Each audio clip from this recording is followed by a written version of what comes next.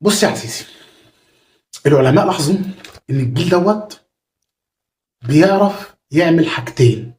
الحاجه الاولى وهي ان يمثل دور الضحيه، وده احنا شاطرين فيه جدا.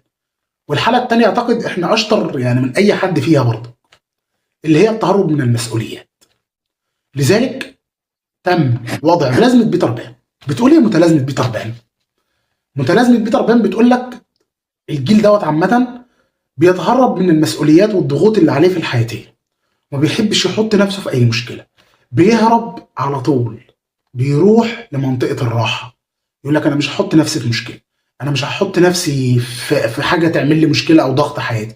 بيهرب من الضغوط الحياتيه والمسؤوليات اللي عليه. هذه هي متلازمه بيتر بان.